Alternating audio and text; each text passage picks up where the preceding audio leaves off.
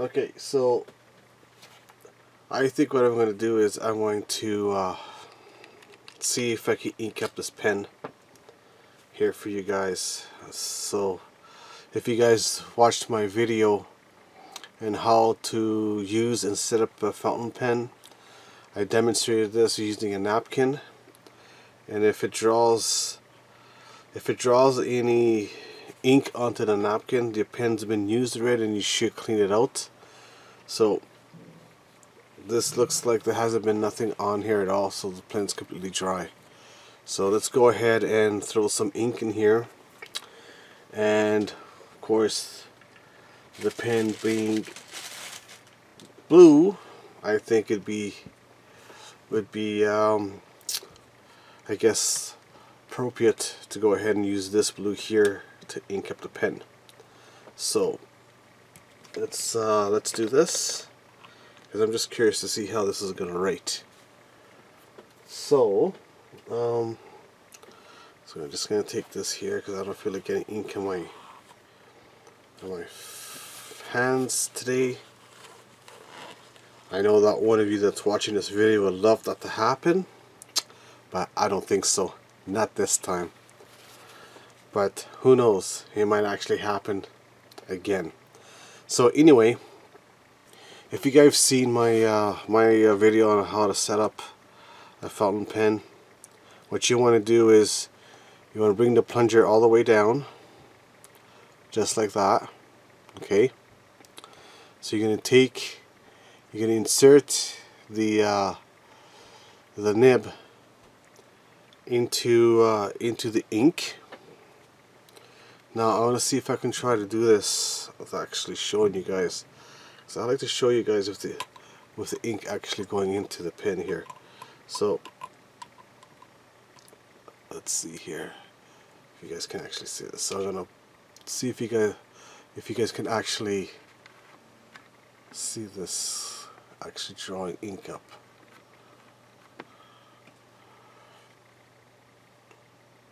Okay, so let's so now I'm going to draw it up.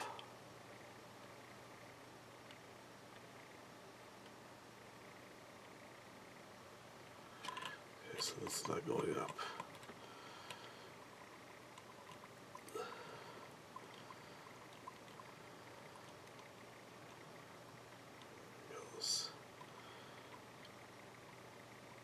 Okay.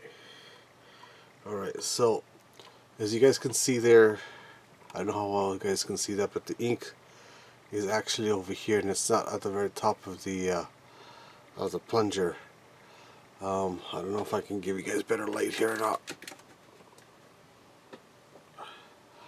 Alright, so what I'm going to do is I'm actually going to push it back down again. So it's going to go back into the jar. So what I'm doing right now is I'm actually pushing the ink back out and eliminating all the air bubbles out of it.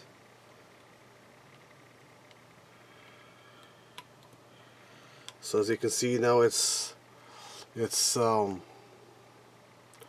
closer. So I'm going to see if I can try to get it to go in some more. So I'm going to pull this out again. So now it's completely empty. Okay, and take and draw the ink up again.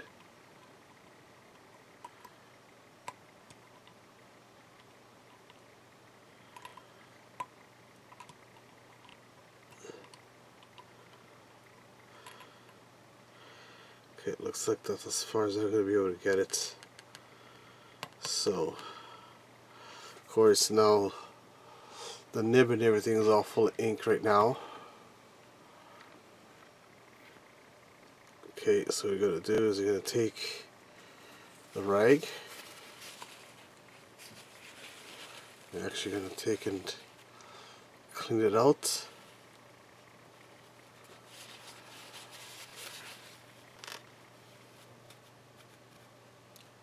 Then of course, as soon as you touch it, see how it just draws the ink right in.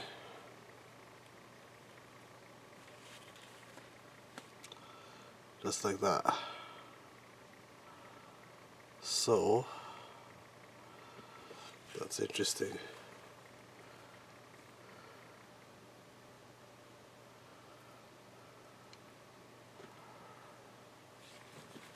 All right. Okay, so we're just gonna cap this up for the moment. I'm gonna cap this up, and let's see how this pen writes. If this pen writes like I think that my black ones are gonna write, I'm going to enjoy this pen here. So I'm just gonna grab some paper to write on here.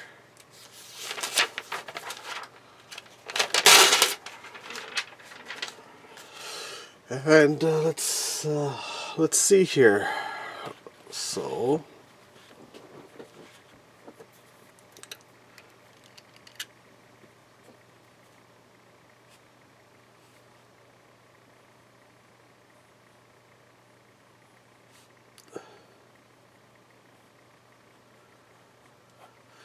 it writes exactly like my black one, which I actually enjoy writing with it quite a bit. So that's pretty cool.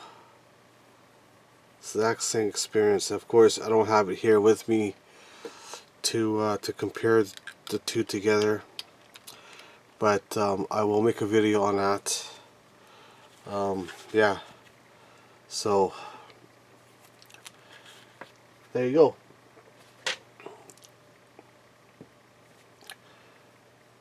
By far, the best looking pen that I have right now is, of course, my Modivante Regatta Northern Lights Special Edition.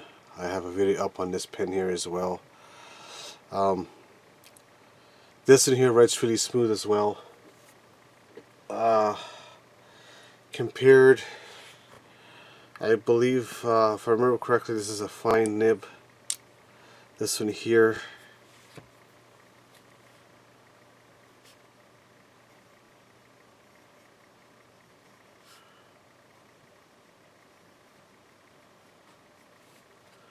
so as you can kind of see, so this is a fine nib, and it's actually a borac nib, which is black. As you guys can tell, the nib is actually black. Then on my on the TWSBI, as you can see, it's black in color, and then on the TWSBI, it's actually a white in color. Right, so it's kind of like a stainless steel nib, and this one here is actually a black nib. So these Ecos write really smooth, but I found that this this Modivante is actually, it writes really nice too. Compared to the Ecos, I think that this one here actually writes smoother than the Eco TWSBI does. But one of the things that I've like about these Ecos is the size of the pen. It's narrower. It's narrower than the Modivante. I find it's easier to hold, because the reason I say that is this pen here is pretty much smooth right across the grip to the body of the pen, right? And it's threaded over here as well, and when you're holding, you don't really feel that the threads are there. Okay. With the Modivante,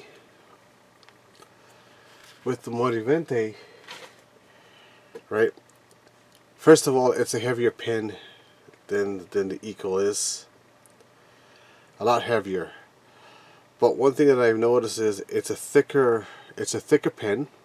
Of course, by comparison the two of them together, you can kind of tell that they're kind of thicker. Of course, I don't have a caliper here to show you guys the actual thickness of it. So it's heavier, first of all. Second of all, one thing that I don't like about this here, but I guess it just takes a little bit of time to get used to, is this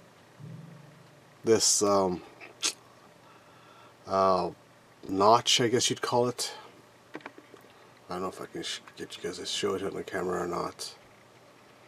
But as you can see, it's got this little notch here. So when you're actually holding the pen, you can actually feel this notch here. So I find that instead of holding it down here where most people do, I find that I'm holding it up here more, because this is more uniformed than holding it down over here. And where on the Eco, I'll actually hold it where it's supposed to, is down on the actual grip here, not up here in the body, right? So that's one thing that I noticed between the two pens, and I believe this is the only pen that I actually have that's got that that notch on there, because I've got my Culkin Nighthawk here, right? And this one here is also transitioned here as well, where you don't have this lip here, so you can actually hold it the way you're supposed to, and you don't really feel any differences between the actual grip and the actual body of the pen itself. So it's actually pretty comfortable to hold as well. So the same thing with my Genhao. The Genhao is also same thing, where you don't have this. This has a very small lip on here, but it's very minimal. So when you're actually holding the pen and its grip, right, you don't really feel that there at all. You don't even feel the threads. You feel more the little tiny little lip between the grip and the actual body of the pen itself. And then my Metropolitan, which is this one over here. This one here has a little bit more pronounced little lip here, right?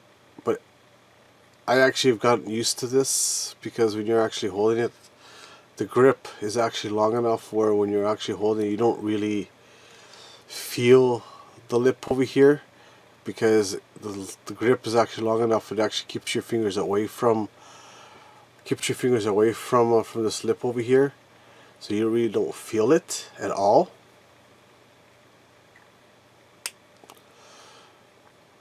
Now let's see what else here. I've got the Lamy here. This one here is completely smooth right across. So this one here, you can the only thing you can feel, because these Lamys are actually more for a beginner's pen. So you actually got the little notches on the side, which actually forces you to hold the pen in line with the paper, so your nib actually is sitting proper when you're actually writing with it. So it actually kind of forces you to hold it in that way, and kind of teaches you how you're supposed to hold a fountain pen, like I explained in my how to use a fountain pen video. So yeah, so that's pretty much it for this little video here. It kind of turned into a kind of little comparison video, but these are actually some of the pens that I actually have. I still got a couple of missing here. I got another Lamy here as well. This is also set up the same way, where you've got these little notches here that actually kind of forces you to hold the pen the way you're supposed to. right? And then of course I have another Jen Hao here, which happens to be black in color. So this is the exact same pen as this one over here, it's just a different color. So that's another one there. Of course, if you guys have seen my other videos, these are the Shark pens. These are very inexpensive pens, and these are actually great for to see if you really want to get into fountain pens. This one here also has the notches across here and here, so it kind of forces you to hold the pen the way you're supposed to. Yeah, so these are actually really nice to write with, and for the price of these pens I'm pretty amazed at how well they actually write. This is actually a pretty good replacement for a Platinum, which is this one here. Now this is also, I guess it would be a Pilot Prepri. This one here. Now this one here, this pen here is actually considered disposable. This actually writes really smooth. The only downside is with this pen is the clipping on here actually wears out really fast. That's one thing that I noticed. This is one of the pens that I actually have taken to work, and I've constantly have used them all the time, and unfortunately the clipping to hold the cap in place is actually worn out quite a bit. So if I actually go hard enough like this, they'll actually come off. Or if I put them into a pocket to where it's held by the clip, when I try to pull it out, the cap only comes out and the pen actually stays into place. So unfortunately I don't use this pen anymore because of that reason. Of course I had to buy the converter separate for this pen. You can eyedrop this pen if you really wanted to. Eyedropping means you remove the converter out of here completely. You take and you fill the whole body here with ink. You put a little bit of grease on the threads here, and you take and close it up. Then of course you've got the whole body here full of ink, and you've got a huge capacity of ink in here and here. So this is kind of eyedropper convertible, but unfortunately the cap is kind of worn out here and doesn't hold no more. So that's too bad for that one there. Eyedropping, to my understanding, for what I've read and heard, these Shark pens are eyedroppable as well. So you actually use a converter in this one here. I've never really tried it myself. I've never actually tried eyedropping the pens at all.